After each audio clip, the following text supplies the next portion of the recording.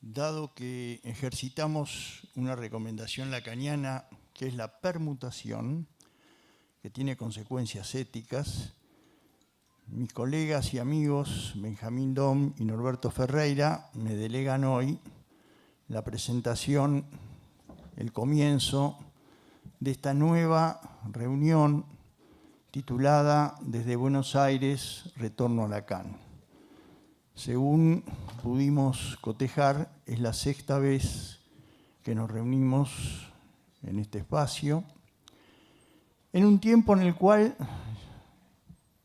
hemos aclarado suficientemente que decir desde Buenos Aires retorno a Lacan no pretende ninguna acentuación respecto de Buenos Aires, sino que hacía simplemente mención al origen, al tiempo histórico que nos tocó, al hecho de que, bueno, fuimos los que nos decidimos a iniciar este movimiento, que hoy ya se ha extendido, porque nuestro mayor anhelo es que cada uno de ustedes, en la medida que esté de acuerdo con los valores y los principios que están en juego en este retorno a Lacan, se apropien de esta propuesta, que la entendemos del mismo modo como en su tiempo fue el retorno a Freud que iniciara Lacan, cuando el post-freudismo desvirtuó los valores y los principios básicos del psicoanálisis.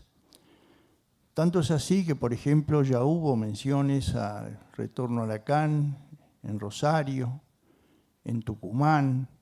Se está por organizar, ya está simplemente terminándose de preparar el anuncio general, pero ya está planteado una reunión de retorno a Lacan en la ciudad de La Plata para el mes de mayo, organizado por la Escuela Freud Lacan de La Plata.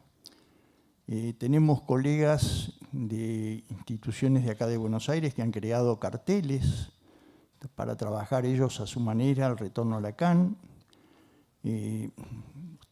Colegas que han venido ni más ni menos que desde Brasilia, donde se han juntado colegas de distintas instituciones de Brasilia para trabajar también el retorno a Lacan.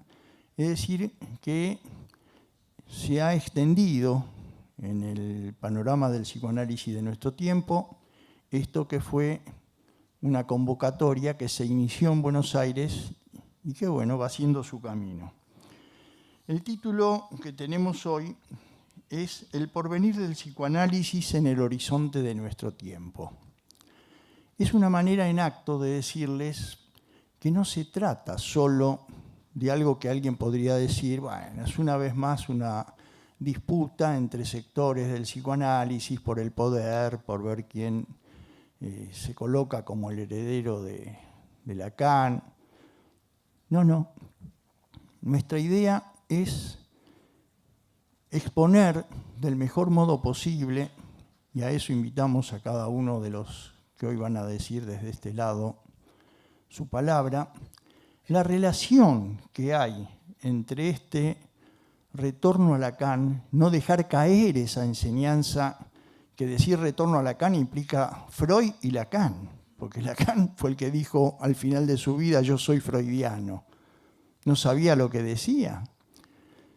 Ver si esto tiene o no algo que ver con un modo de leer nuestro tiempo. Agamben decía que contemporáneo es aquel que puede ponerse en una posición de exterioridad para repensar el tiempo en el cual él transcurre su vida.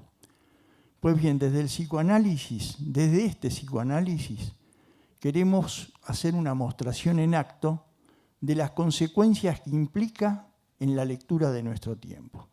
Bueno, bienvenidos y vamos a trabajar juntos. La idea es justamente que todos participemos, habrá tiempos para preguntas y comentarios.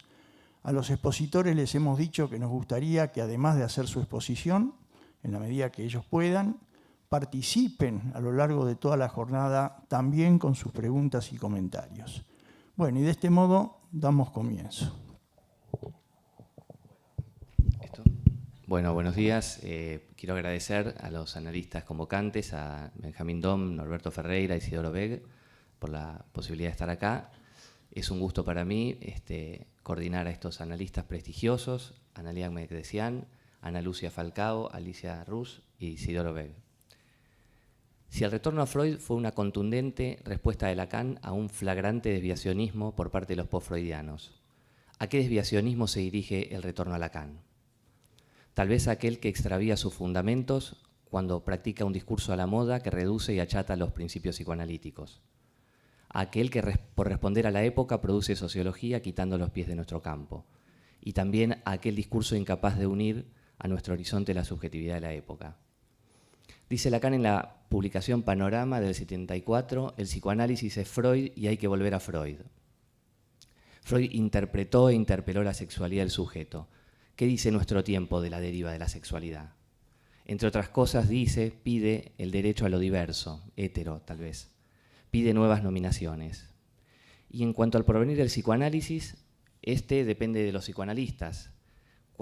Fijémonos, para finalizar y darles la palabra a los protagonistas, cuál es el espíritu de Lacan, el que nos lega cuando, por ejemplo, en Lanzú habla, para el analista, de la hazaña del poeta que logra hacer que un sentido se apague, se ausente, o cuando dice que tenemos que hacer olas, ya que la interpretación es un hacer olas. Y para concluir, dice Lacan en la Universidad de Yale, que aquel que se atreve a ser analista tiene que tener garra, como para recibir personas en nombre del análisis. Bueno, sin más preámbulos, le doy la palabra a Analía Mekdesian, psicoanalista, analista miembro de la Escuela Freudiana de Buenos Aires, analista de escuela de la misma, participó en la fundación de la Convergencia, movimiento lacaniano por el psicoanálisis freudiano, participante activa del movimiento lacanoamericano, ha escrito cantidad de artículos en revistas, libros y publicaciones, y es reconocida su actividad como analista supervisora en hospitales públicos. Bueno, muchas gracias. Parie Gak, bienvenidos, dicho en armenio. Quiero agradecer a la invitación que me formuló Isidoro Beck, a Benjamín Dom, a Norberto Ferreira, a participar del espacio Retorno a Lacan en nuestra nueva vuelta de una serie que ya tiene 6 años.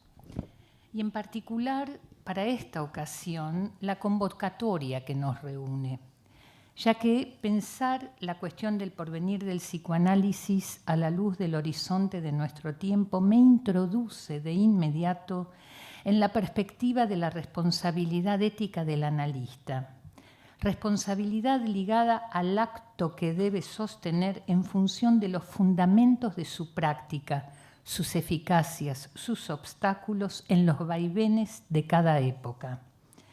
Así como la desviación de algunas de estas conceptualizaciones que hacen a los fundamentos precisamente, es decir, al corpus, al edificio teórico del psicoanálisis, determinaron desde Lacan el retorno a Freud, nos encontramos desde hace 6 años, merced a esta convocatoria, introduciendo el retorno a Lacan.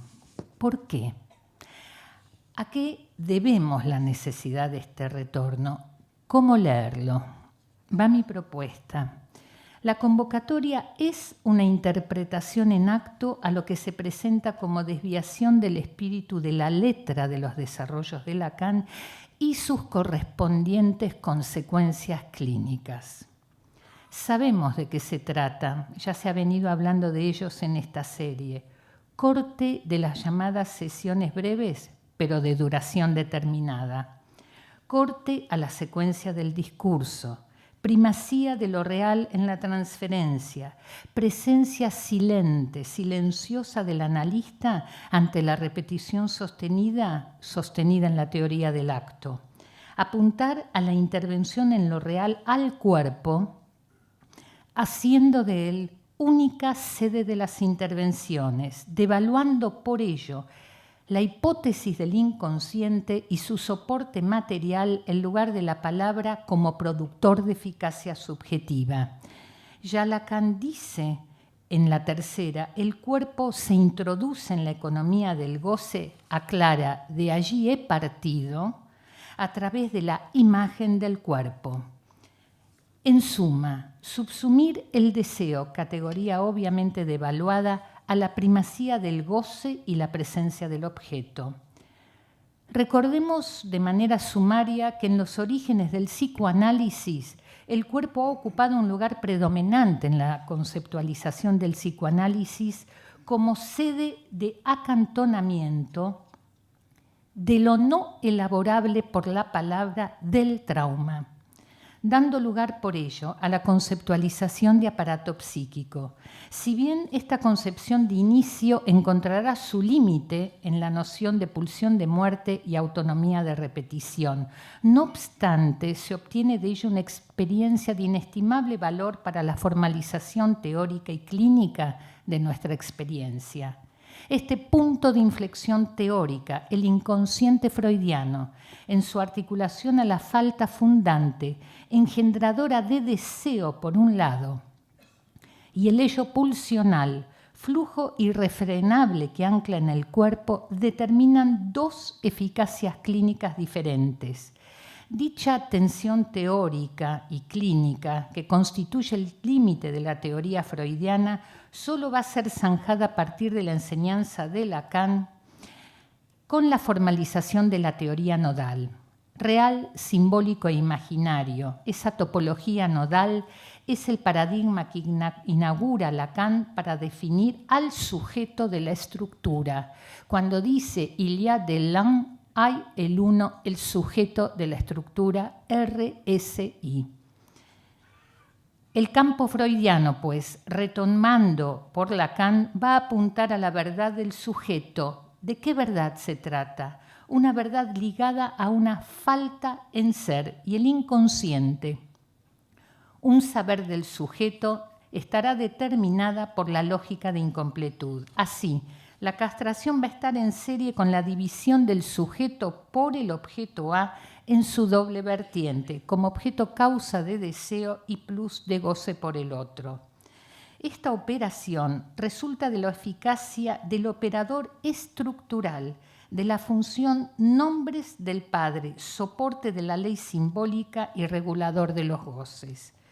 Nos enfrentamos a la evidencia clínica que en la estructura del parletre, significante que condensa en Lacan que no hay sujeto, ser sin palabra.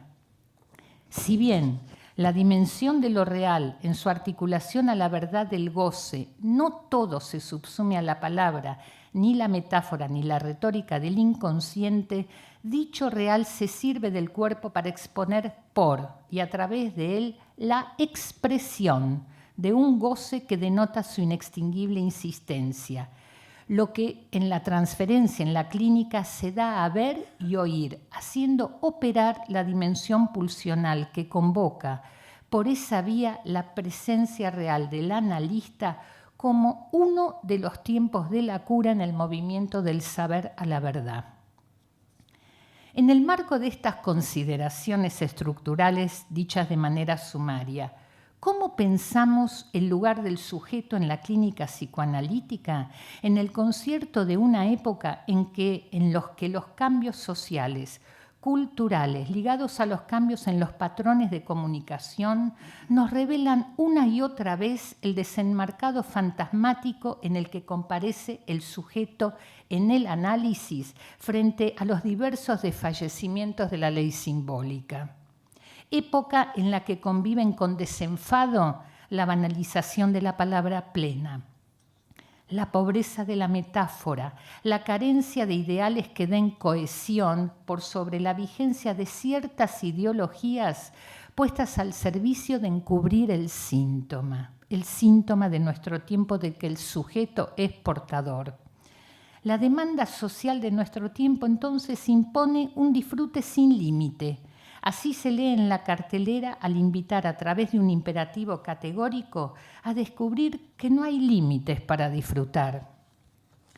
A la propuesta de esta nueva religión que nuestro benefactor anónimo parece poseer el saber y el goce que necesitamos, subrayo, de manera ilimitada, se le corresponde la contracara en la vertiente religiosa de la que Freud y Lacan ya nos advirtieron respecto del posible éxito de la religión. Vertiente religiosa actual, sostenida por predicadores que conducen a sus fieles a repetir como un mantra: tu nombre, Dios, exaltaré, tu majestad levantaré. esta disyunción sin salida de renovadas versiones de la hipnosis podemos leerla también en la clínica con los jóvenes de nuestro tiempo. ¿Cómo pensar la clínica hoy en función de la irrupción de lo real? ¿Qué implica sentirse parte de un cuerpo? ¿Cómo se construye lo propio del sujeto en relación a su cuerpo, su sexuación, su decisión, su elección y su deseo, por ejemplo, de ser padre y o madre? Dice Lacan en la lógica del fantasma. Recordemos que la actualidad de cierta clínica lacaniana apunta al silencio y al cuerpo desentendido de su trama simbólica. En el 67, desde el principio el cuerpo, nuestra presencia de cuerpo animal, es el primer lugar donde meter inscripciones, el primer significante. El cuerpo está hecho para que se inscriba algo que se llama la marca. Está para ser marcado. En el medio de esta confusión en la que vivimos entre lo legal y lo legítimo, el derecho y el deber, la libertad y la ley, hacen que concurran a la consulta padres cuya desorientación inhiben su función, educadores que carecen de recursos y garantías institucionales para intervenir sobre el malestar del síntoma.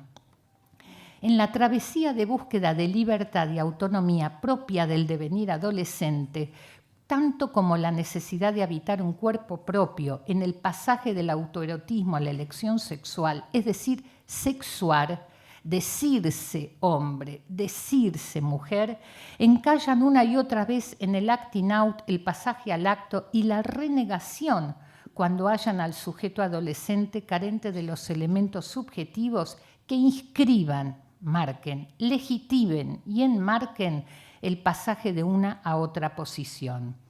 En esa búsqueda un gran babel de expresiones nos habitan para nombrar la sexualidad. Hay tantos nombres como prácticas que se autodeterminan, sostenidas en el derecho jurídico a elegir. Una clara confusión entre el yo y el sujeto, ya que el psicoanálisis a partir de Lacan justamente nos enseña que el yo es lo que se opone a la realización del sujeto del deseo.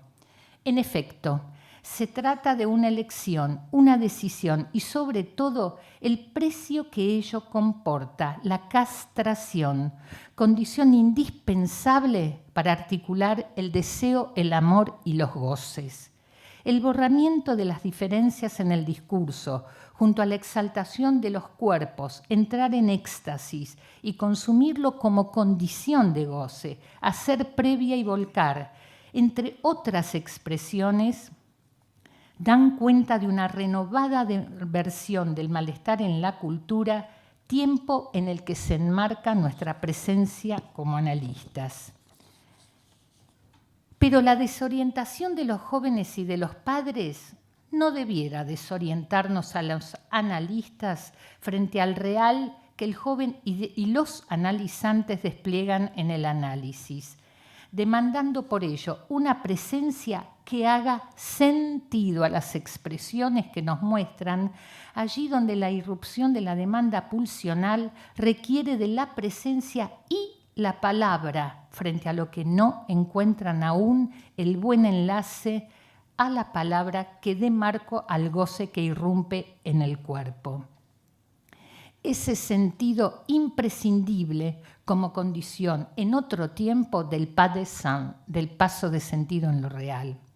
¿Cuántas veces hemos recibido adolescentes que se van de los análisis porque los analistas no hablan, ofrecen la presencia, llamando y sostenido esto en el fundamento de la intervención en acto, o bien considerar a los y las adolescentes como sujetos establecidos en el fantasma y determinar la radical no intervención de los padres en el análisis. En efecto, esta convocatoria nos conmueve porque se trata de la responsabilidad nuestra. El porvenir del psicoanálisis, dice Lacan, dependerá de lo real y cómo el analista le haga frente en la medida que se pueda pensar en un real de la estructura RSI. Que el movimiento cultural al que asistimos en nuestros tiempos, plagados de fundamentalismo, recientemente lamentablemente hemos escuchado lo que viene ocurriendo, asesinatos en masa, distintos modos de los desbandes pulsionales. Entonces, que el movimiento cultural al que asistimos en nuestro tiempo deslice por el tobogán de lo innominable no es la excusa para que los analistas de nuestros tiempos declinemos de los fundamentos de nuestro acto ético. Muchas gracias.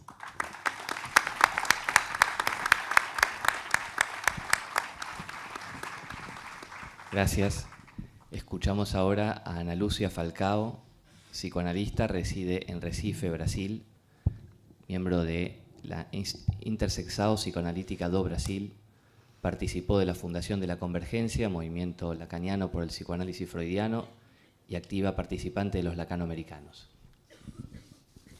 Agradeço muito o convite para participar desse evento, evento que coloca em questão a psicanálise no horizonte de nosso tempo e que permite a gente possa trocar e nos escutar para cada vez mais trabalhar melhor. Tempos modernos, modernos entre comillas, não sei se o texto está. Tá. O termo moderno se opõe ao antigo e ultrapassado. A partir dele, pensamos em algo que nos situa em relação a um passado, no qual se encontravam determinadas práticas, formas de agir, etc. Foi em torno desse conceito que retomamos a conceptualização de Marshall Berman. Segundo esse autor, ser moderno é viver uma vida de paradoxo e contradição. É sentir-se fortalecido pelas imensas organizações burocráticas que detêm o poder de controlar e, frequentemente, destruir comunidade, valores, vida, e ainda sentir compelido a enfrentar essas forças e lutar para mudar o seu mundo, transformando-o em nosso. É ser, ao mesmo tempo, revolucionário e conservador, aberto a novas possibilidades de experiências e aventuras, aterrorizados pelo abismo nihilista ao qual tantas aventuras modernas conduzem, na expectativa de criar e conservar algo real, ainda quando tudo em volta se desfaz. Para ser moderno, é preciso ser antimoderno, diz ele. Mais do que tempos modernos, vivemos um tempo no qual há um salto do instante de ver para o momento de concluir, com a forclusão do tempo de compreender. Tempo líquido, lembrei um pouco das expressões utilizadas por Bauman. Talvez efeito de um mundo informatizado, todo mundo ligado, conectado e, simultaneamente, todo mundo desconectado, desenlaçado. Tempo da precipitação e da antecipação das conclusões, sem elaborações, dessubjetivadas, portanto. Freud, desde o início, trouxe a questão da sexualidade articulada à psicanálise. Tomou de Fliess a ideia de bissexualidade. Fliess criou a ideia de bissexualidade, no entanto, a compreendida sob uma perspectiva unicamente anatomo-biológica, ligada à teoria da periodicidade, combinação de períodos masculino e feminino. Para Fliess, por exemplo, a sangria menstrual da mulher é a expressão de um processo que afeta ambos os sexos e cujo começo recua-se para além da puberdade. Ensinam que, afora o processo menstrual do tipo de 28 dias, um outro grupo de fenômenos periódicos existe, com um ciclo de 23 dias, a que estão sujeitas todas as pessoas de todas as idades e ambos os sexos. As características se encontram presentes tanto no homem quanto na mulher. O fato é francamente consistente com a nossa constituição bissexual. O desenvolvimento de nosso organismo se verifica por ajustamentos e arrancadas que se dão nesses períodos sexuais e de que o dia de nossa morte está determinado por tais fatos, tanto quanto está o dia de nosso nascimento. Essa era a teoria de Fliess, né? Para Freud, a bissexualidade estava associada à esfera psíquica, desvinculada do campo biológico. Na carta a Fliess, de 6 de dezembro de 1896, ele já falava da experiência sexual prematura e da bissexualidade presente em todos os seres humanos. E no Eu e o Isso, fala da bissexualidade constitucional. Na Conferência 33, chama atenção para o fato de partes do aparelho sexual masculino estarem presentes no corpo da mulher, ainda que em estado atrofiado. Sublinha que o masculino e o feminino se mesclam em um indivíduo que apresenta amplas flutuações e ressalta que masculinidade e feminilidade é uma característica que foge do alcance da anatomia. No texto A Sexualidade Feminina, Freud ressalta não haver dúvida sobre a bissexualidade como uma disposição inata dos humanos que se apresenta de forma mais clara nas mulheres que nos homens. Lacan, posteriormente, vai trazer o quadro da sexuação, a partir do qual se detém mais nas posições femininas e masculinas. É dele a frase: ele não é sem tê-lo, ela é sem tê-lo. Qualquer um, homem e mulher, pode se situar nesse quadro, independente de sua anatomia, em um lado ou em outro lado, a partir de sua posição masculina ou feminina. Não há rapport sexual, não há razão, relação, correspondência entre um e outro. O que há é a relação de cada um ao falo. De um lado, a posição masculina, na qual há o gozo fálico, gozo do significante fálico, e do outro, do lado feminino, há o gozo suplementar, gozo outro, gozo para além do falos, sem inscrição no inconsciente. Lacan se interessa em escutar alguma fala sobre esse gozo para além do falos, que traz toda uma diferença que não deve ser apagada. Que eu acho que também é uma questão que se apresenta muito hoje, é sempre a tentativa de apagar as diferenças. A criança é desejada e surge como falos para o desejo materno, uma compensação fálica para a mãe, dizem alguns autores. Ela é propriamente introduzida no mundo a partir de um desejo de um grande outro anterior. Após o advento do nascimento, há um primeiro tempo no qual a criança é completamente alienada ao grande outro materno. Ela é objeto A para o grande outro materno e passa posteriormente a ter essa relação interditada pelo exercício de alguém que ocupa a função paterna. Lacan utiliza a palavra épater, traduzido por paternizar, assumir a função, trazer temor à criança de descumprir a lei de interdição ao incesto, ocupando o lugar que é do pai, junto à mãe. É preciso lembrar do comentário de Freud sobre a relação sensorial, orgânica, da mãe com a criança, enquanto a relação com o pai é uma relação sempre abstrata, intelectual, relação a ser construída.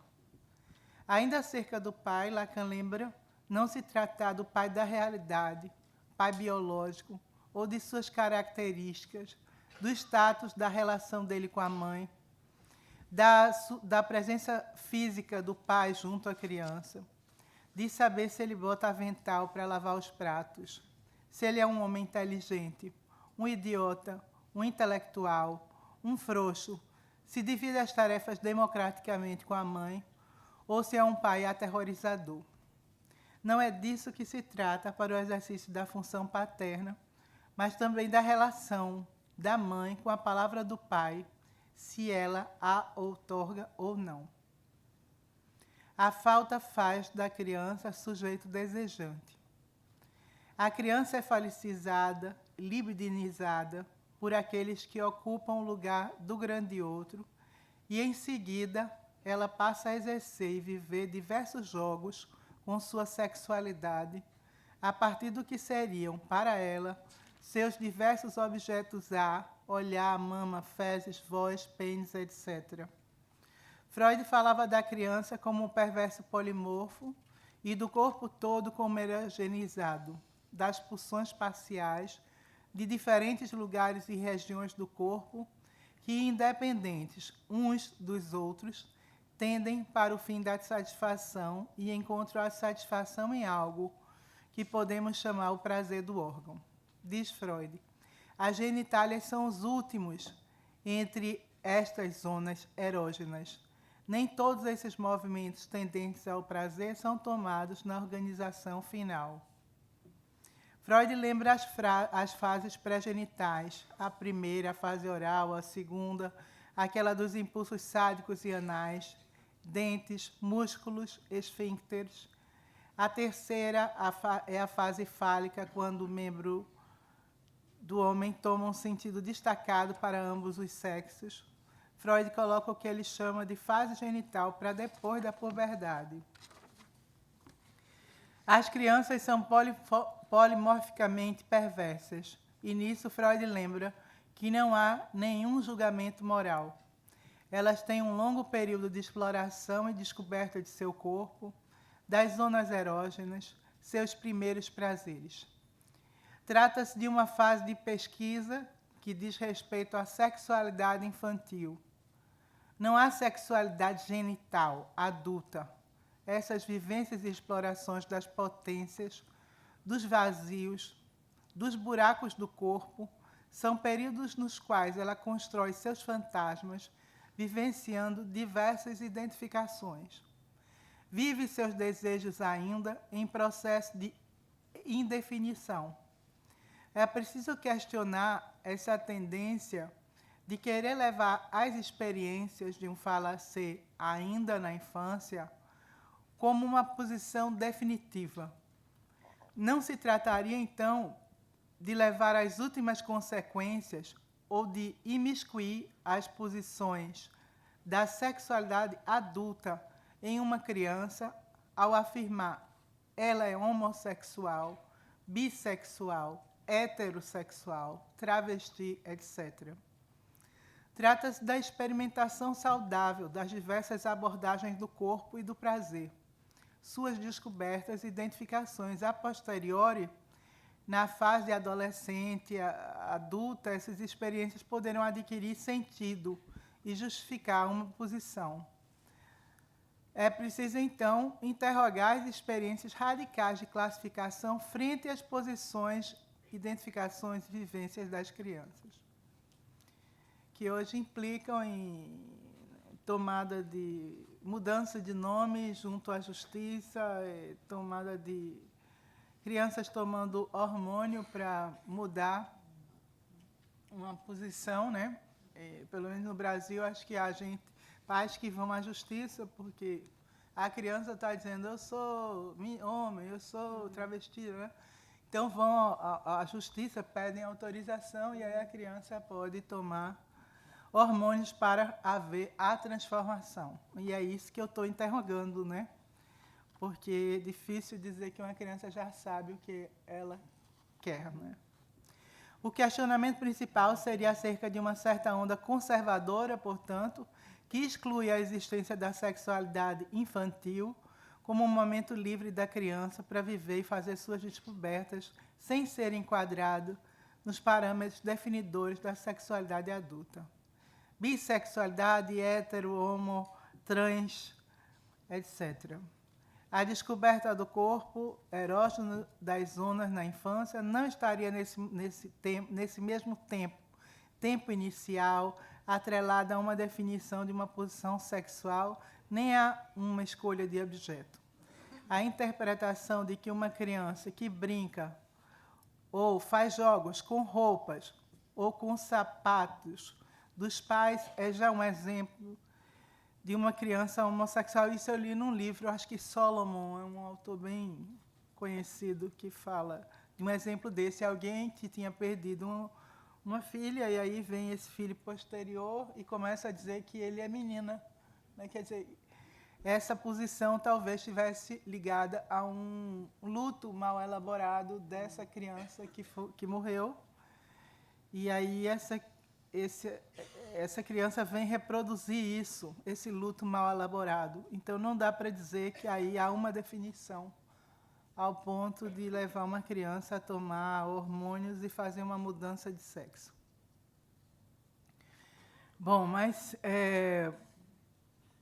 então seria essas questões que complicam, né, a vivência, a criança viver o seu fantasma, a tomada como realidade material ainda num momento constitutivo. Essas atitudes são mais propriamente um retrocesso, né, com uma face conservadora. Essas questões são comuns em nosso cotidiano, enfim, e todo esse cuidado que agora os pais estão querendo botar nomes neutros, né, nas crianças. Por exemplo, Ariel, que não é nem homem nem mulher. Então, no Brasil vai nascer um monte de Ariel, porque os pais agora querem colocar nomes neutros para não estarem sendo incisivos na posição sexual antecipada. Obrigada, gente.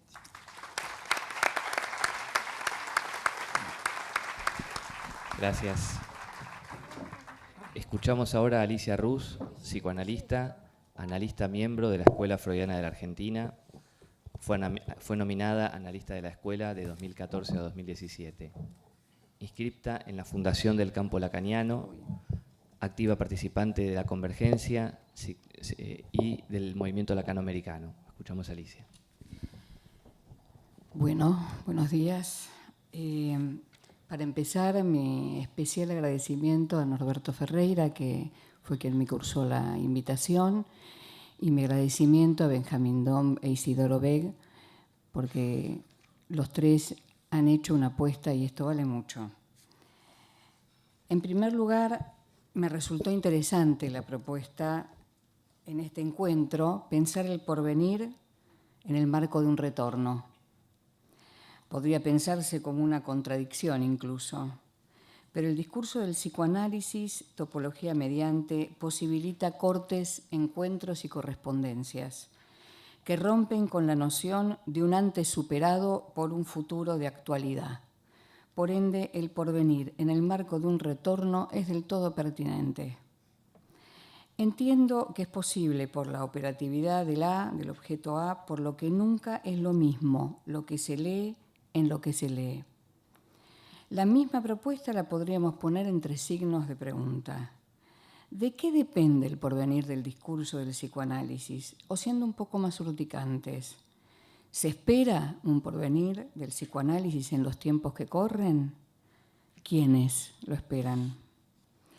El otro día, en el marco de una supervisión, un analista me comenta que hace su práctica en una institución y que la institución decide hacer un cambio, ir al cambio, renovando los abordajes terapéuticos, de modo que el psicoanálisis queda démodé, antiguo, para dar paso a las neurociencias de las que venimos escuchando hace tiempo, no sin los avances de las políticas ad hoc. La pregunta por cuáles son los límites del psicoanálisis o la vigencia del mismo u otras cuestiones por el estilo solo marcan que a cada interrogante que el psicoanálisis encuentra a su paso hay algo por venir aún, lo cual invierte la orientación de la pregunta hacia los mismos analistas acerca de su práctica, cómo damos razones de la misma. Ahora bien, ¿cómo responde el psicoanálisis a lo que desde el marco social y cultural se formula en la actualidad como interrogante sobre la sexualidad? No desconocer el horizonte de su época, que señala Lacan para los analistas, no convierte al psicoanálisis en una línea de pensamiento. Desde ahí, desde la sexualidad, por supuesto, desde donde Freud partió, estableciendo que no se nace hombre o mujer. El inconsciente no se adecua al cuerpo biológico. Saca al niño de la inocencia e ilusión fálica a los ojos de los adultos. Plantea la bisexualidad. Y Lacan, con otros aportes que continúan los ya dichos por Freud y estableciendo en la dimensión RCI un discurso, nos reenvía a los textos de Freud y a los propios, a la altura de lo que está construyendo como las fórmulas de la sexuación para reorientar lo que el discurso de los propios psicoanalistas desvían. Me refiero cuando empieza a trabajarlos en el seminario 18, luego 19, para terminar en Ancor. Siempre está el riesgo ante la pregunta de cómo pensar estos interrogantes desde el psicoanálisis y por la misma estofa de la pregunta de hacer sociología, filosofía o ideología. Justamente este tipo de pregunta nos restringe a que es desde y en el discurso del psicoanálisis desde donde hay que pensarlo. Lacan, en Problemas Cruciales, se refiere a que los psicoanalistas no han sabido dar cuenta más que de lo incomunicable. Entonces, ¿qué hace a lo transmisible y qué a lo intransmisible del psicoanálisis? ¿Y qué desde un análisis se trata? Entiendo que el pase es lo que puede echar luz sobre algunas de estas cuestiones. Algo revelador que el psicoanálisis permite pensar es la potencia creadora del significante, que comanda, por ejemplo, una ideología, sea cual fuere, y que como tal produce fenómenos de tipo de identidad que refuerzan el ser de aquel que habla. En Sotraverso dice en su libro Las nuevas caras de la derecha que en nuestros días la política ya no deriva de la ideología. Es decir, que por una ideología ya no deviene, que por una ideología devienen sus principios y sus acciones en una determinada política, lo que debiera ser, sino que la ideología se improvisa a posteriori buscando legitimar una política. Hoy no se buscan intelectuales afines, sino medios poderosos de penetración masiva. En primer lugar, y retomando, si nos atenemos a que hombre y mujer son significantes, no son seres consolidados establecidos, se busca responder al imposible describir la proporción sexual, por ejemplo, con lo que actualmente es la cuestión de género. Y ya Lacan, en Problemas Cruciales, nuevamente, plantea este punto ubicando textualmente la diferencia entre género y sexo, y el forzamiento, digo yo, en que se busque una correspondencia biunívoca, de modo que el enigma que el sexo resulta para el ser hablante quede obturado. Acá el psicoanálisis, desde su práctica, que es desde donde es posible hablar, tiene puntas para seguir pensando, porque ¿cuál es el obstáculo que se trata de eliminar? La pulsión. Y decir la pulsión es decir el cuerpo. El eco en el cuerpo del hecho que hay un decir. Un dato interesante que da Traverso en este texto, en este libro, es cuando en nombre de los movimientos que desde lo social tienden a sostener las llamadas libertades, las diferencias, como puede ser, lo subraya el laicismo, lo laico, en lucha con relación o para diferenciarse de la religión, aunque tiende a ser lo mismo, o el feminismo en el intento de homogeneizar cualquiera de estos ismos, se busca prohibir en ese caso que las mujeres musulmanes en Europa lleven el fulá, entendiéndolo como símbolo de la dominación del hombre. Mientras que hay mujeres musulmanas que incluso quizá, digo yo, por eso mismo, lo hayan hecho propio y luchan para que se respete que lo quieran llevar. La lectura ideológica que se hace del psicoanálisis es que sería una práctica que ya no tiene nada nuevo para aportar, intentándose devaluar el valor de la palabra, el valor de verdad que la palabra aporta. En los tiempos que corren, la desorientación de la palabra, donde no se trata de la verdad que en su medio decir se presenta mentirosa, sino que se pasa sin solución de continuidad de decir a desdecir, que no es lo mismo que negar lo que se dice. Es el punto medular desde donde el psicoanálisis restablece en el análisis que se pasa de lo dicho, de aquello que se dice, se presente como se presente, a constituir un decir. Porque en el discurso del psicoanálisis, la política que lleva adelante es la del síntoma, que da lugar a que cada cual se encuentre vía la transferencia con su deseo, o más acertadamente se haga entrar al sujeto en el orden del deseo. Esto es algo que suele repetir insistentemente Norberto Ferreira. Lo dice Lacan, pero está muy bien cuando esto se ubica porque no hay un sujeto del. Y de eso me apropié. De modo que la ideología, al servicio de lo que estoy desarrollando, conlleva o refuerza fenómenos del orden de la sugestión, que aunque son inevitables si de la palabra se trata, son pasibles de ser acotados, y más aún por la experiencia del análisis. Justamente encontramos que la identidad se sostiene cuando la identificación no se sostiene bien. Y en cuanto a la sexuación, no hay identificación que aguante una unidad. Hay una disyunción estructural y no hay ningún orden de superación que se pueda plantear. Ambos, hombre y mujer, están determinados, de eso partimos, en el campo del gran otro, por el deseo del gran otro que apunta al falo. El tan consabido planteo de la lógica fálica del ser y tener es la piedra fundante de la sexualidad de la que nadie escapa. El falo es por lo cual el lenguaje significa. La identidad, si cabe el término de soy quien dice esto que está diciendo, y no más que eso, necesita de una terceridad que no es la mismidad del consigo mismo. Es la terceridad que Lacan plantea en la autorización del analista, siendo éste el que se autoriza de él mismo y con algunos otros. Lo que determina la terceridad en función del él mismo, del lui-même, y de que hay otros a quienes reconozco como otros que me hacen falta, que hacen a mí falta, que es por mi relación a la falta que son otros para mí. En nombres de aceptar las diferencias, fórmula que se repite como eslogan y siendo de enorme importancia ética en realidad, se fomentan los aglutinamientos que rechazan lo posible de lo colectivo.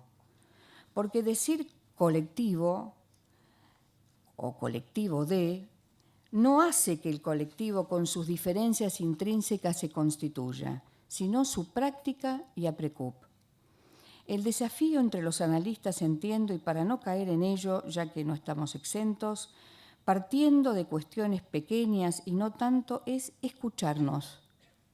Es decir, que sin que se caiga en sojuzgamientos del que ninguno escapamos, poder citarnos entre los analistas, contando dónde estamos, pero sobre todo qué decimos cuando decimos, porque lo encontramos valioso, polémico o interesante, y porque contamos uno por uno. Cada uno nos encontramos en escuelas e instituciones que entienden y practican el discurso del psicoanálisis de un modo singular y que por ello genera una transferencia al discurso, no sin pasarlas más de las veces por una transferencia sostenida por algún nombre. Independientemente de la deriva que esto lleve en cada uno, es de esperar que la transferencia sea el discurso y que esto conlleve un progreso para el psicoanálisis y un porvenir. Hablando en mi nombre, como no podría ser de otra manera, Lo creo para mí y en mi experiencia esto sigue latiendo aún. Celebro cada encuentro que propone el retorno a Lacan, que así como la proposición del 9 de octubre, el retorno a Freud, por Lacan y otros tantos encuentros que producen una suerte de bisagra en el movimiento psicoanalítico, decía, celebro, porque de esto también se trata cuando hablamos de la política del psicoanálisis, que cada uno encuentre su modo de decir. Gracias.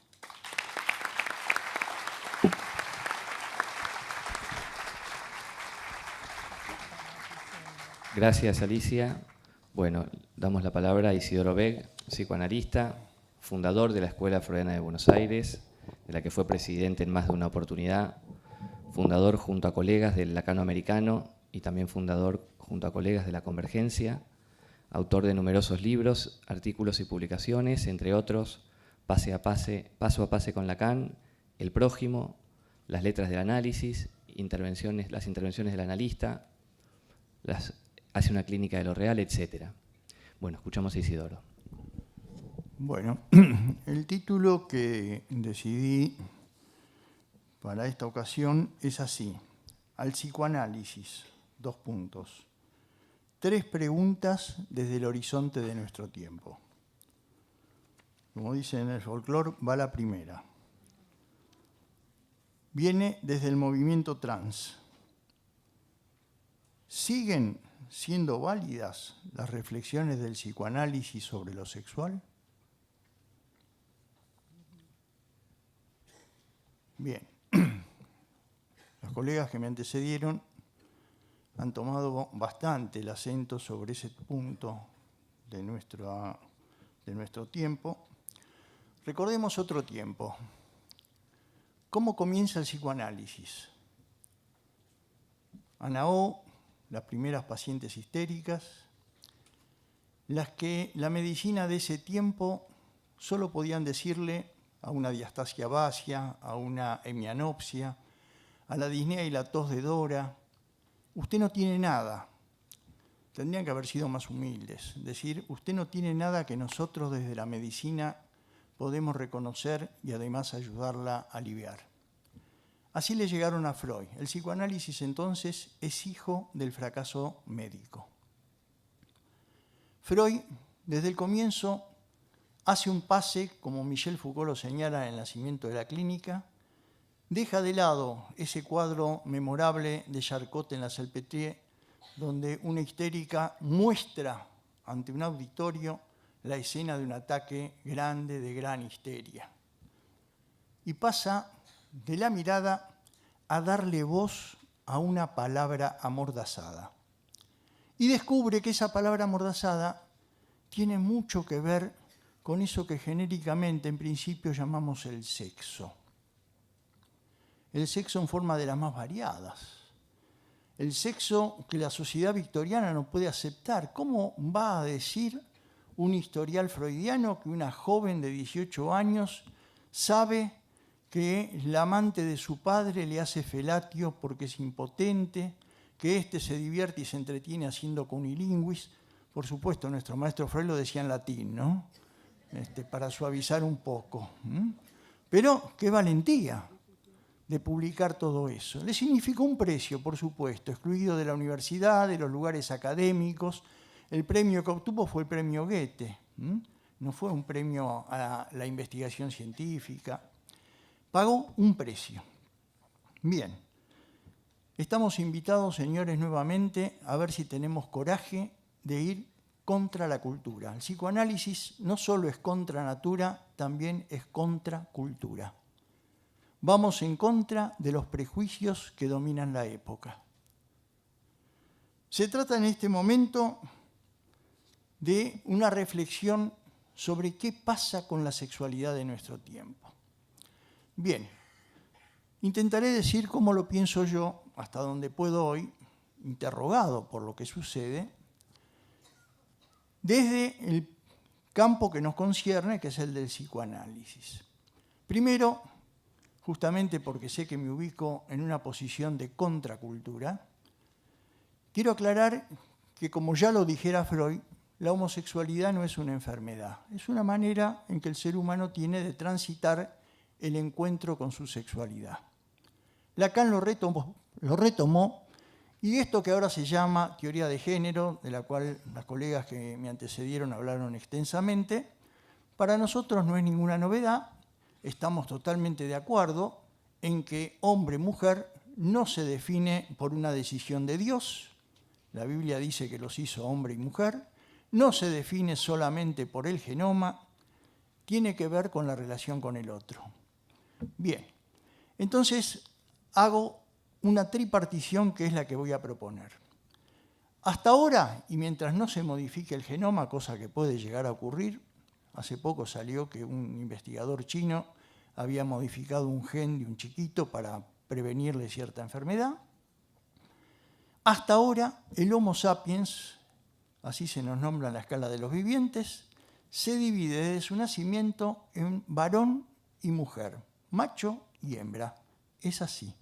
Unos nacen con pene, otras nacen sin pene, que es lo que el chiquito primero registra, pero sabemos que no es solo con pene, nace con testículo, con próstata, con la testosterona, y la chiquita nacerá con la vagina, con la vulva, con el útero, los ovarios, las hormonas que le corresponden, es decir, caracteres primarios y secundarios definidos desde el genoma y que se presentifican en el fenotipo. Eso es de lo real. Segundo tiempo, ya no hablaré de sexo, hablaré de sexualidad. Como lo señalaba Ana Lucia, Freud habló de la sexualidad polimorfa perversa. Lo de perverso es una palabra que tiene cierta connotación moral, pero bueno, está tomado en la cultura psicoanalítica.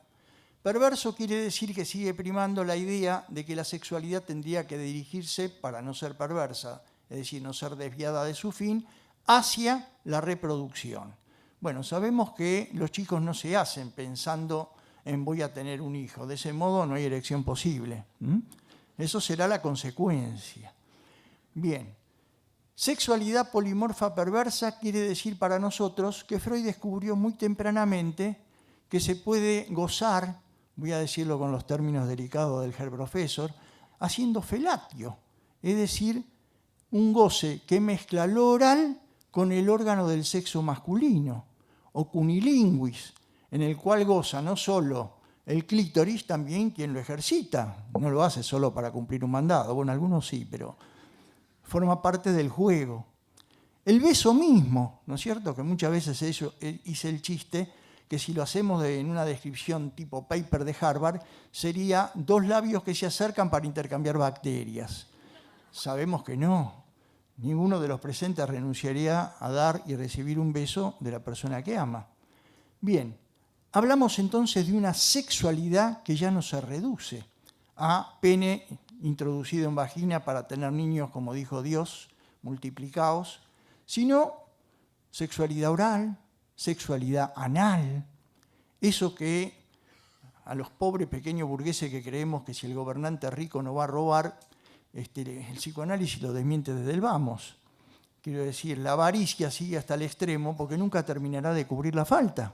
El que tenga 10 millones va a querer 20 y el que tenga 5.000 va a querer 10.000. Es imparable. Tiene que ver con sexualidad anal, hay goce.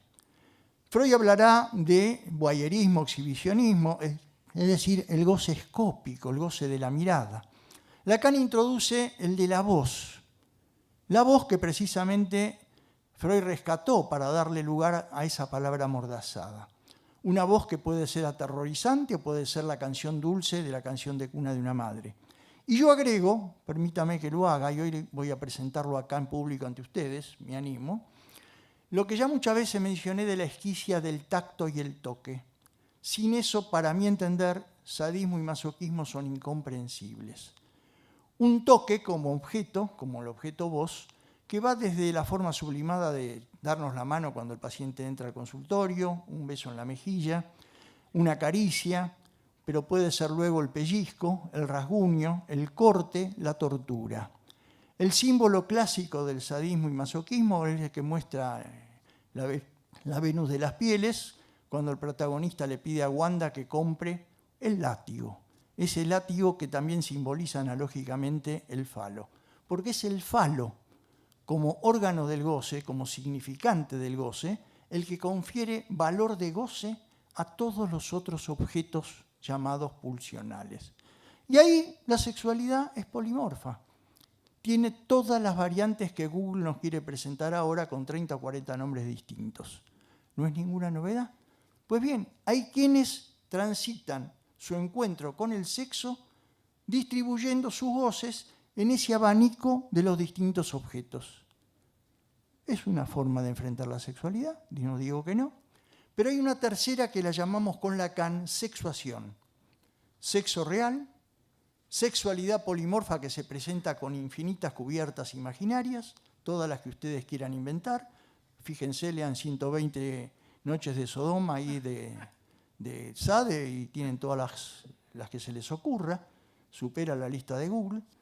Y hablamos de sexuación. Sexuación, que quiere decir quien se dice hombre, puede ser desde el punto de vista del sexo, de lo real del cuerpo, hombre o mujer, y quien se dice mujer, que puede ser lo mismo desde lo real anatómico, hombre o mujer. Pero se trata ya de sexuación. Y allí entra a jugar el significante fálico como órgano de la falta. Para poder avanzar en esa sexuación, habrá que desprenderse en algún lugar de ese objeto pulsional que detiene el movimiento en ese punto de la sexualidad. Bien, hasta aquí una manera de responder entonces, y hablé del toque y les voy a dar el nombre que propuse. Busqué, como corresponde, siempre buscamos el origen en latín, de dónde viene tacto, porque dije la esquicia entre el tacto y el toque, viene de tactus en latín. Voy a proponer la pulsión táctica, como es la pulsión escópica y como es la pulsión invocante. Es más, está en el lenguaje popular, como le gustaba a Freud. Hay que tener tacto en el acercamiento al otro. Tengan tacto en el abordaje de estas cuestiones. Miren que se les viene encima la cultura. Tengamos tacto, por eso hablo en latín. Bien, entonces digo, en el horizonte de nuestro tiempo las redes sociales se hacen vehículo de un levantamiento del pudor. Facebook, mostración de masturbaciones, mostración de relaciones sexuales, mostración del cuerpo en distintas posiciones. Su precio es el consumo incrementado del un polimorfismo, eso que estamos hablando, que puede llegar a la pornografía, y su contracara que sigue siendo reprimida, que es la vertiente disminuida del erotismo. Nosotros los analistas lo registramos en las sesiones. El complejo de Edipo, que no es reductible al relato banal de nene malo quiere acostarse con mamá, y para eso eliminar al papá, que es su obstáculo, dice del desfiladero en que la sexualidad se instaura en el humano según las marcas que le llegan desde el otro. Nadie elige sus marcas. Y se plantea entonces una consigna que dice, está en la cultura de nuestro tiempo, la libertad como ausencia de ley, y que plantea entonces la ilusión de un goce sin límite. Voy a la segunda pregunta dirigida a nosotros y al psicoanálisis. ¿La crítica a la sociedad patriarcal invalida la articulación teórica Edipo-castración? Bien, recién mencioné esta referencia al cuentito. Edipo quiere decir otra cosa. Hago un cortocircuito brutal. Lacan dice en RCI, Edipo quiere decir el nudo bien anudado. Es decir, es una lógica.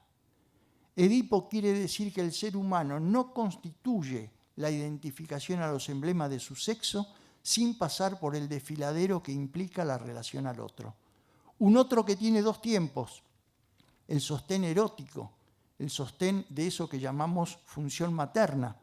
Por esa razón no existe madre terrible, solo existe padre terrible, en tanto implica función paterna, tiempo de interdicción del corte que impediría al sujeto constituirse como tal. Son dos funciones diferenciales. Eso quiere decir Edipo. Dicho con los últimos seminarios de Lacan, y ustedes saben por qué subrayo lo de últimos, Lacan dice «Il faut être dupe d'un homme de nom».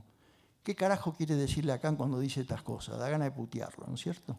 Bueno, quiere decir, es necesario ser incauto del nombre, del nombre, del nombre. 3. Son los 3 nombres del Padre, real, simbólico, imaginario.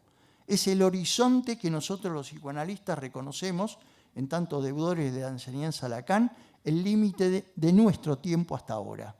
Quiere decir que la estructura se constituye cuando un nudo, un anillo, enlazado correctamente según lo que indica la lógica del nudo Borromeo, hace junto con los otros 2 vigente el agujero central. ¿Y allí qué pone Lacan? El objeto de la pulsión, el objeto A. Es decir, un nombre del Padre funciona como nombre en la medida que produce agujero. Y ese agujero quiere decir una operación de pérdida de goce. Es todo lo contrario de lo que dice Nike. Todo es posible. Todo el goce es posible.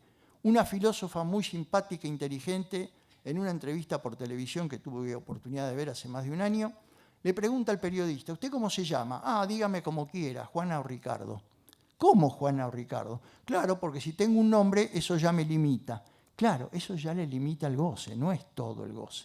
Es la ilusión de que ella, como Juana y Ricardo, va a tener todo el goce del mundo. No lo va a tener ni como Juana ni como Ricardo. Yo tenía un amigo que consideraba que con una mujer eso era lo que hacía fracasar el matrimonio. Entonces vivía con 2 mujeres al mismo tiempo. Un día lo voy a ver y estando así en la intimidad, teníamos cierta amistad, me dice, Isidoro, te voy a contar algo. ¿Qué? Tengo un amante. Bueno, muy bien. Entonces voy a leer así. La oferta de goces, y acá vamos fuerte, porque voy a tocar cuestiones de la legislación, y lo voy a decir fuerte, de las boludeces, no lo digo en latín, las boludeces de nuestros legisladores. La oferta de goces que algunos pretenden acercar a niños desde la primera infancia, protocolo para los chicos, libro de textos con todas las formas en que se puede coger, meter un dedo en el culo u otras variantes que les gusten, se dice democrática y hasta se nombra como educación sexual integral. Bien, si estamos hechos de sustancia gozante, como la evidencia la fijación a la multiplicidad de goces del cuerpo del parletre, la propuesta ampliada de los goces deja de ser una neutra enumeración para convertirse en la sugerencia intencionada o no que tiende a la invitación de esos goces que enumera. Cada cultura discurre entre sus ideales y la nuestra, que para muchos celebra la liberación del dogma religioso, cosa que yo también celebro, corre hoy el riesgo de un nuevo dogma que se desconoce como tal, pero lo actúa, cuando acusa a quien no sostiene sus valores y reclama al poder de turno la transmisión de sus premisas. ¿Cuáles son? La libertad es la ausencia de ley, el niño elige impulsado por las fuerzas de la vida, no por las marcas del otro, los padres han de suspender sus deseos cuando no condicen con el ideal de un goce ilimitado. Todo es posible, reniega de lo imposible, ignora lo real. Tercera y última. Pregunta a nosotros desde el psicoanálisis. ¿La tecnología ya presente y sus proyecciones cuestionan la ética del psicoanálisis? Me quedan 2 minutos, no necesito muchos más. Digo que sí, que efectivamente Lacan ya habló de la letosfera, como se habla de la atmósfera o de la estratosfera, es decir, una atmósfera poblada de millones de ondas. Facebook, smartphone, iPad, Skype, Instagram, y ustedes deben conocer varias más que yo, por ser de otra generación, todavía no las conozco. Bien, la letosfera, como Lacan la nombrara, dice de un cielo surcado de ondas que sustentan la tecnología de nuestro tiempo. Personal computer, chiste viejo que lo repito, PC, en mi época era Partido Comunista, ahora es esto. Celular, smartphone, iPad, redes sociales variadas, ya las nombré, con ofertas para todos los gustos, que funcionan como el leteo, en francés le dicen leté, es el río que separaba el mundo de los vivos del Hades, el mundo de los muertos, río sagrado que recibía las almas y al bañarlas en el agua producía la pérdida de la memoria.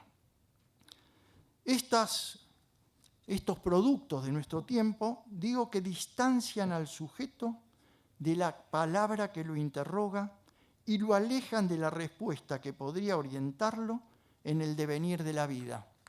Antes, algún paciente maníaco o hipomaníaco, como yo trabajo con la sala de espera, lo dejaba a propósito, esperando en la sala de espera, pensando que en ese tiempo frenaba el movimiento y aunque sea un poquito empezaba a escuchar la voz que le llegaba.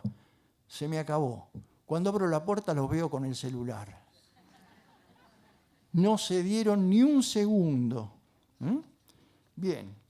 Digo entonces, y esta es nuestra propuesta y propongo que la sostengamos, el silencio del analista y el diván al que lo invita suspenden por un rato la intrusión de la voz y la mirada, del celular, del smartphone, de las redes sociales, y acercan al sujeto a la verdad en el despliegue de su palabra.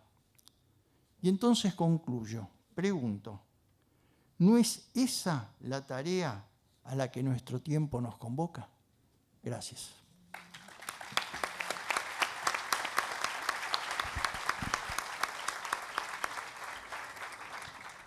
Bueno, muchas gracias. Antes de darles la palabra y pasar la conversación, voy a hacer una muy breve puntuación. Quería destacar alguna que otra cosa. Analía habló de cierta degradación del espíritu de la letra de Lacan y las consecuencias clínicas que eso trae. Ubicó cómo en cierto psicoanálisis hay la primacía de lo real, del goce, una devaluación de lo simbólico. Y destacó la figura del analista silente, que me parece que se tocaba en las antípodas con lo que ubicaba recién Isidoro, de el silencio del analista, ¿no? Hay una diferencia entre el analista silente y el silencio que efectúa el analista. El analista silente es ese que corta la sesión demasiado rápido, que no da lugar a la palabra, justamente. Y bueno, queda ahí picando la cuestión entonces de la función del analista. Habló de la época y de la banalización de la palabra plena. Me parece que también se junta con otras ponencias, y de la devaluación de la metáfora, que terminan obturando la salida del síntoma. Y trajo una pregunta, me parece muy interesante, que es cómo vive el sujeto hoy su relación al cuerpo, cómo el sujeto hoy puede sentirse parte de un cuerpo. Así me parece que lo formuló. En una época de máxima confusión entre el yo y el sujeto. Habló de la desorientación actual y bueno, y qué pasa con la desorientación de los analistas.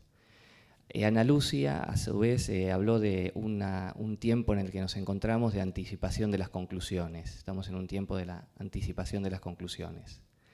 Destacó lo de la bisexualidad y la tentativa hoy de borrar o apagar las diferencias. Así sonó en portugués y me pareció interesante. Destacaste la cuestión de Lacan, del paternizar y de lo que eso implica de asumir la función. Volvió a resonar en mí la cuestión de la función. Yo hablaba de aquel que se atreve a ser analista, que destaca Lacan en cuanto a qué garra tiene que tener, porque lo que implica recibir pacientes, ¿no? Me parece que la figura del analista silente y la figura actual de declinación de la función me parece que es una indicación. Me pareció fuerte y a la vez interesante para tomar esta cuestión de si no se está inmiscuyendo en los tiempos para comprender de los niños, en la sexualidad del niño. Hay una interpretación precipitada, decías. Alicia destacó la política del síntoma, a partir de lo cual cada cual se encuentra con el orden del deseo. Habló de fenómenos de sugestión, me parece que muy potenciados en nuestra época, y trajo algo, a mí me interesó mucho lo que dijo de la identidad emerge, o el discurso de la identidad emerge ahí donde la identificación no se sostiene bien. Y destacó la cuestión de la terceridad y no la de la mismicidad, del yo mismo, de la mismidad. Y me pareció muy interesante la articulación con la cuestión de la autorización del analista. Que el analista se autoriza por sí mismo, pero también con otros que le hacen falta. Bueno, de Isidoro todavía están muy frescas sus palabras, resuenan, y su tono, y bueno, y él dice: vamos en contra de los prejuicios de la época. Estamos de acuerdo con que la sexualidad es polimorfa y que hay una distribución de goces de lo más variado. No estamos de acuerdo en que sexo, según lo que plantea, en tanto responde a lo real, ahí ya no hay tal variedad. Y la sexuación ya depende de quién se dice. Bueno, muy interesante lo que traes del toque y de la pulsión táctica. La táctica, me acordaba también la táctica de la transferencia, me parece que está ligado al tener tacto en el lazo con el otro y también en cómo sostenemos la transferencia. Y del Edipo destacaste la lógica, voy rápido para dar tiempo, y me pareció muy fuerte lo del nuevo dogma, que me parece que toca algo de lo que decía Ana Lucia, en cuanto a que hay una sugerencia intencionada. No hay una apertura a algo tan libre, sino una sugerencia intencionada. Bueno, hasta acá. Les doy la palabra y a ver, por allá.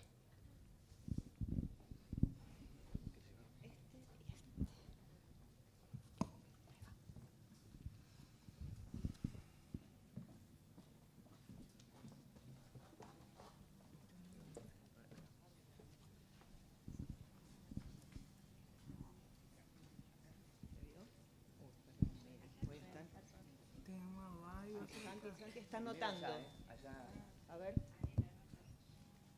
Allá Gaby, sí. Acá. A ver.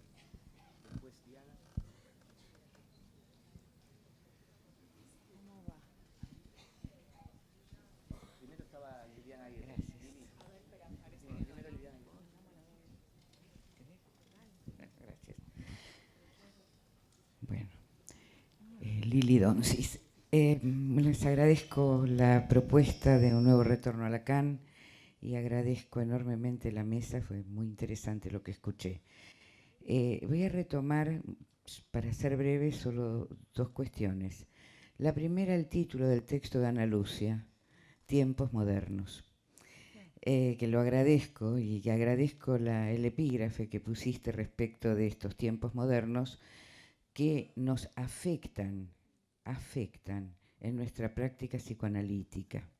Y recordaba algo que también dijo Isidoro, que estamos ahí como en un cierto tiempo paradójico. ¿Por qué? Porque el psicoanálisis, Freud, el psicoanálisis y esta historia ya larga del psicoanálisis han incidido en la civilización y en la cultura. Y que justamente algo, y han incidido mucho, el surrealismo, el cine, la liberación sexual, el nuevo rol femenino, muchísimas cuestiones ha tenido que ver el psicoanálisis.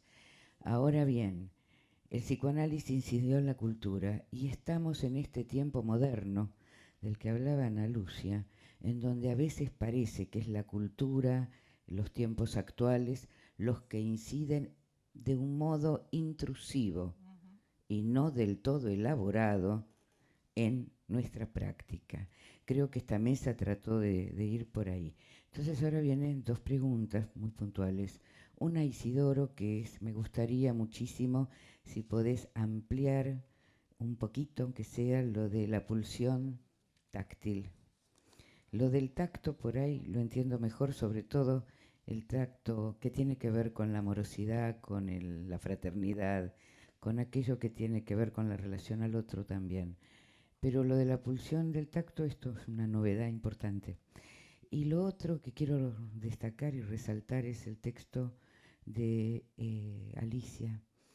Me parece que cuando terminaste te aplaudí mucho y pensé, qué bien que el porvenir del psicoanálisis lo has podido plantear, lo comparto, desde el decir del psicoanalista, para el cual creo que compartimos que no hay decir sin experiencia del análisis, porque empezaste hablando de eso, tu texto. Esto desde el retorno, desde el porvenir desde el retorno, lo escuché como un retorno al psicoanálisis de cada uno. Te lo agradezco y agradezco a la mesa. Perdón, pedimos brevedad, por favor, en las presentaciones, así podemos dialogar. Hola, mi nombre es Liliana Aguirre. Bueno, en principio celebro que estemos aquí reunidos y agradezco a los organizadores en esta propuesta de sostener el discurso del psicoanálisis. Me pareció muy interesante, me gustó escucharlos. Tengo dos preguntas para ser breve también. Una, en relación a lo que decía Alicia Rus, de lo intransmisible de la experiencia del análisis, vos hablaste, y también mencionaste algo en relación al pase. Entonces quería preguntarte que si bien todos los analistas tenemos la responsabilidad de sostener el discurso del análisis para que siga siendo la peste, si vos pensás que hay una particular responsabilidad en los AE, o si es algo que a mí se me ocurrió y no quisiste decir. Y también quería preguntarle a Isidoro acerca de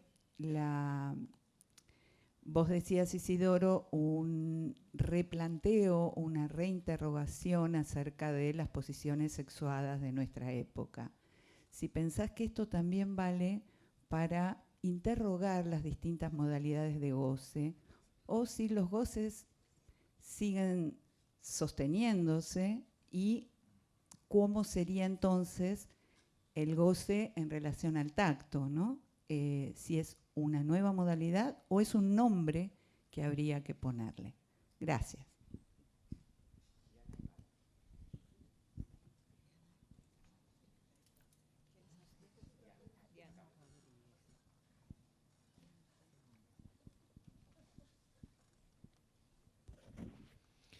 Bueno, muchas gracias. Dado la limitación del tiempo, voy a preguntar en el punto donde viene siendo objeto de mi interrogación. Isidoro, las letosas de Lacan no son las de esta época, ¿no? Lo cual invita a pensar mucho más. Para Lacan eran fundamentalmente la radio y la televisión.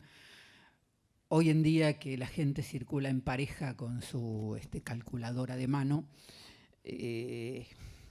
Bauman decía, ni la sociología, ni la economía, ni la psicología pueden explicar que las personas hagan 5 días de cola en espera del último smartphone.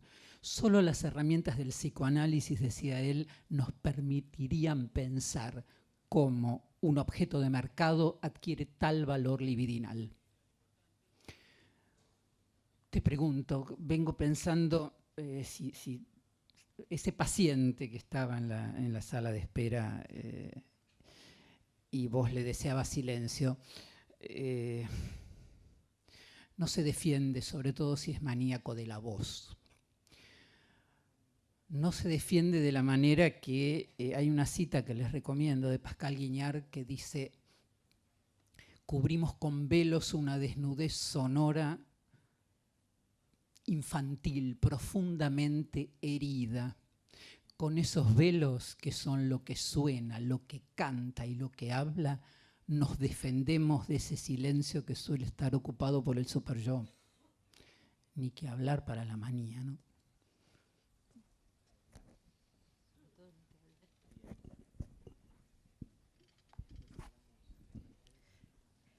Bueno, gracias a la mesa. Hermosos trabajos, hermosa manera de iniciar esta mañana y de tener el 6º retorno desde Buenos Aires a Lacan. La primera pregunta, Analía, iba un poco dirigida a esta situación inestable entre el hay de lo uno, que sería el goce propio, con el sujeto marcado. Y bueno, si pudieras abrir un poquito ahí, porque los veo muy relacionados, pero me cuesta hacer el enlace, ¿no?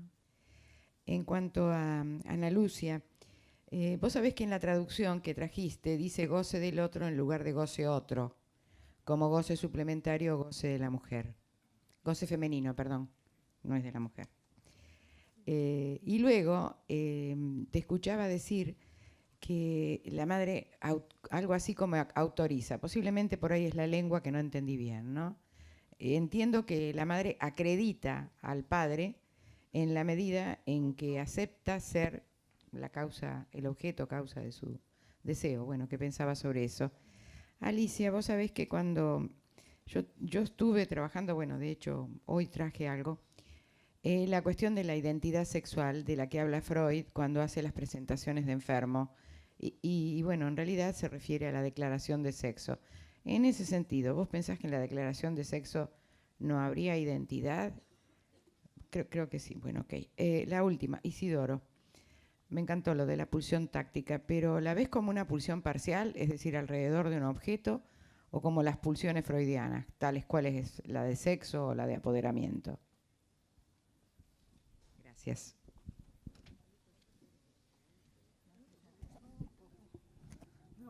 Vou falar pouco. Todas as questões foram muito importantes e foram muitas, não consigo lembrar todas, mas sobre o que Liliana falou, essa questão pelo que eu entendi, a realidade hoje em dia está entrando, se miscuindo mais na psicanálise. Eu acho que temos sido mais interrogados, digamos assim, né? Alguns momentos no sentido negativo e outros no sentido positivo. Por exemplo, a mim acho interessante, por exemplo, homens que usam saias, chamam faldas, né? Como? Faldas, eu não sei, o nome, entendi. Né? Então, quando vejo isto, eu penso, é como se eles estivessem dizendo, eu sou homem e uso faldas.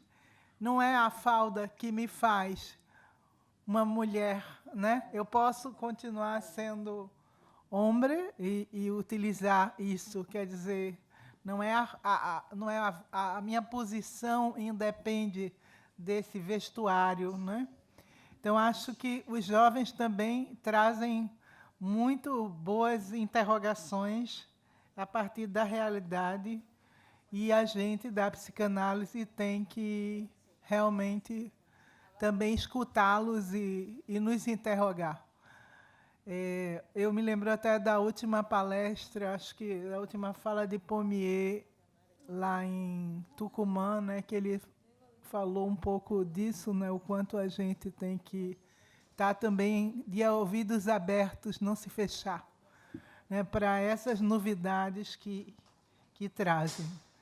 Mara, quando eu falei a palavra outorga, né? A mãe não autoriza, mas a mãe outorga a palavra do pai.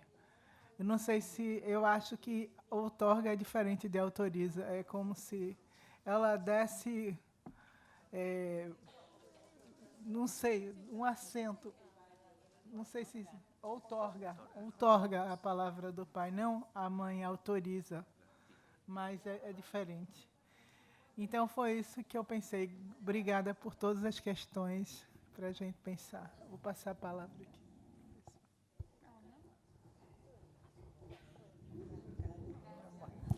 Bueno, a ver, te agradezco la pregunta y, a ver, creo que se articula no solo con cuestiones que de alguna manera se han planteado en cada uno de los colegas que forman esta mesa con preocupaciones que están conducidas con este hilo que es cómo nos interpela la sexualidad de nuestro tiempo, y esto nos toca en el fundamento de los orígenes del psicoanálisis. Es a partir de la sexualidad que el psicoanálisis encuentra su puntapié inicial. A ver, cuando yo mencionaba Il y a de l'an como un tiempo de la enseñanza de Lacan y hacía la cita del Seminario de la Lógica del Fantasma del Cuerpo Marcado, también la ponía en contrapunto con cómo Lacan en los últimos tiempos de su enseñanza, a propósito de las pulsiones, habla como que eso es el eco de un decir, que para que un cuerpo resuene, consuene, hay algo sensible ahí, apuntando radicalmente a establecer una diferencia. Por un lado, leyendo la estructura, hay el uno de el sujeto de la estructura.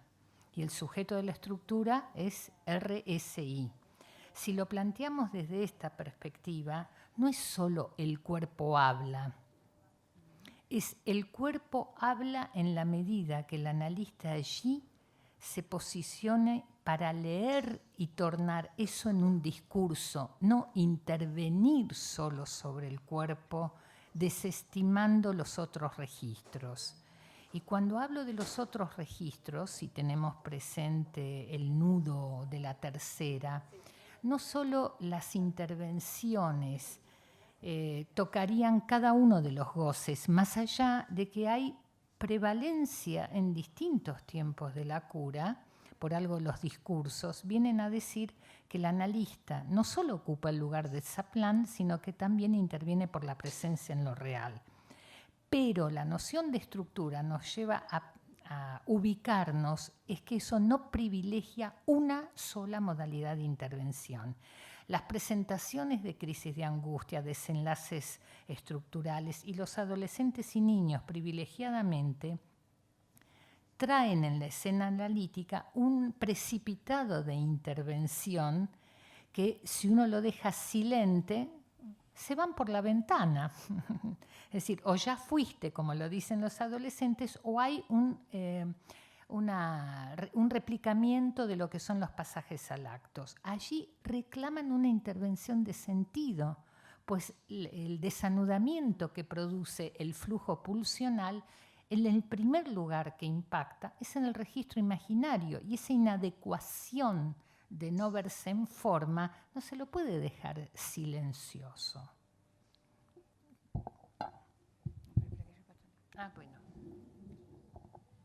Bueno, agradezco los comentarios, Lili Donsis, te agradezco lo enfático. Y las preguntas. Liliana Aguirre, es para largo, pero sí, yo creo que yo lo entiendo la proposición del 9 de octubre a partir de ese momento un acto político, con lo cual es una bisagra, como dije al final de mi trabajo, aún se haga la experiencia, se resista a la experiencia, se rechace a la experiencia existe. La experiencia del pase, quiero decir, y no se produce ninguna superación tampoco por eso, sino se hace una especificidad. Por ejemplo, de que una escuela no lleve solamente el nombre de escuela, sino que deba pasar por esa experiencia para que devengan AES. Yo creo que una cuestión importante de la E en este sentido, y ahí es donde hay que cuidarse, como diría Lacan, de la jerarquización. No hay nada en ese sentido como un orden de superación, que también incluye mi trabajo. Yo diría que por el dispositivo mismo, simplificándolo pero puntuándolo, se puede constatar que hubo un análisis.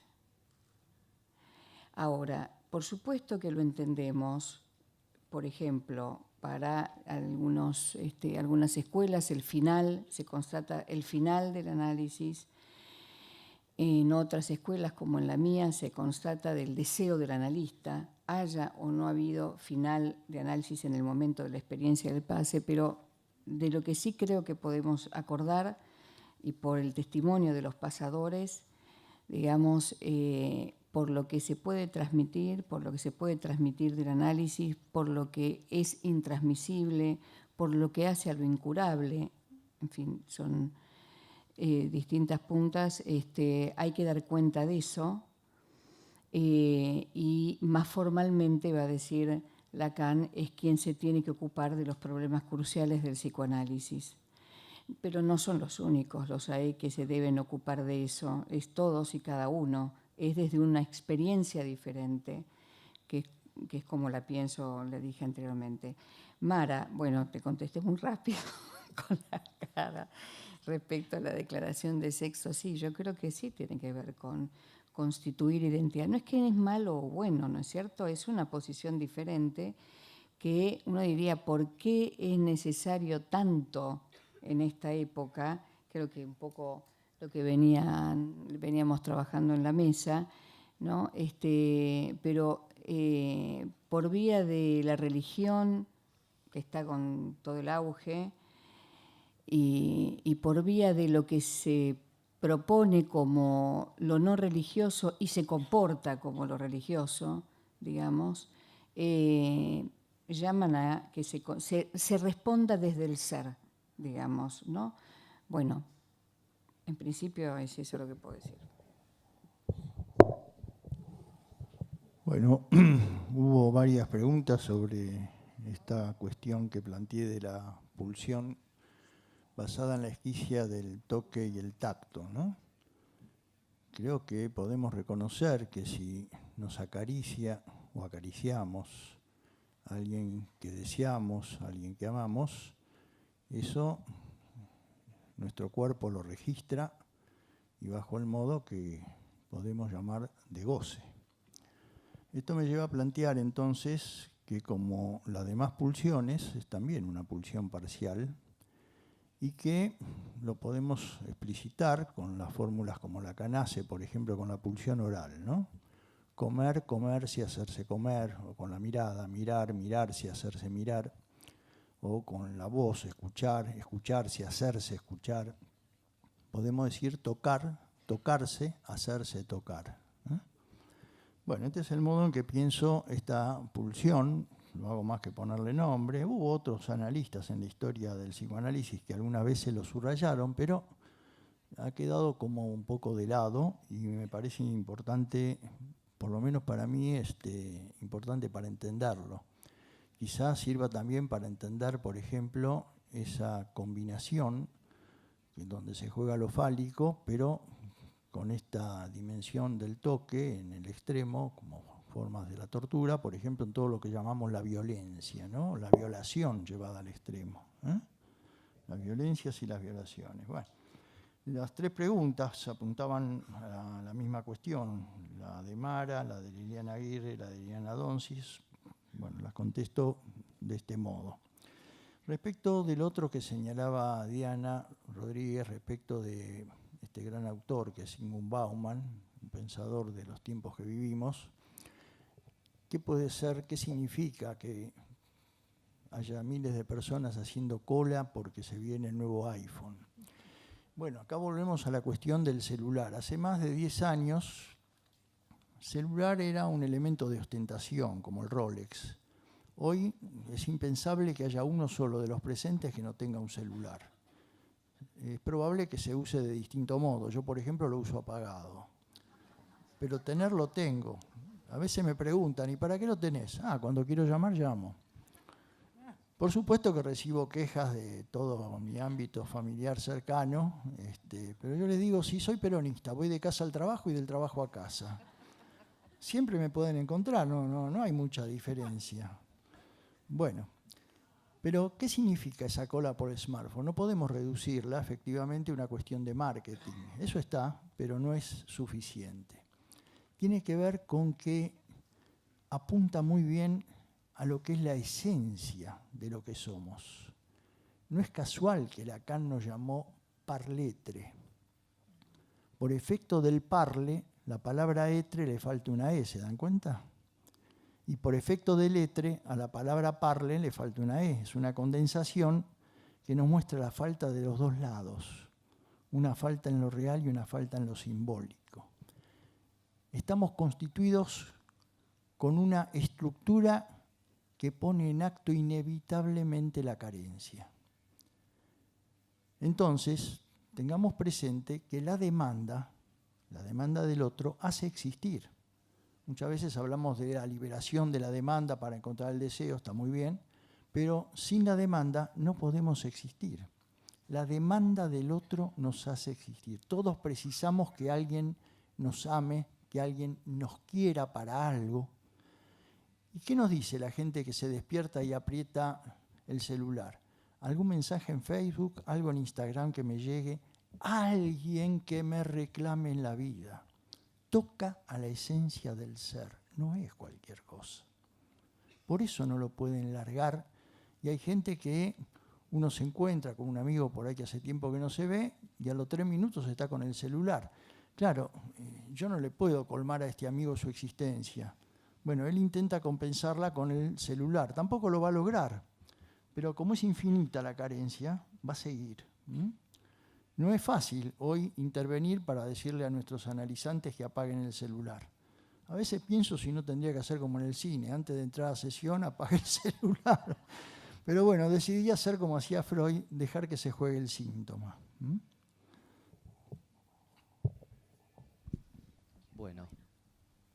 Bueno, estamos ya sobre la hora, así que damos por concluida la primera mesa. Bueno, muy bien. Las aplaudo. Las aplaudo. Tenemos un pequeño break, retomamos a las 11:30 y recomendamos, si quieren tomar café, hay una cafetería en el 4.º piso, así no salen del edificio.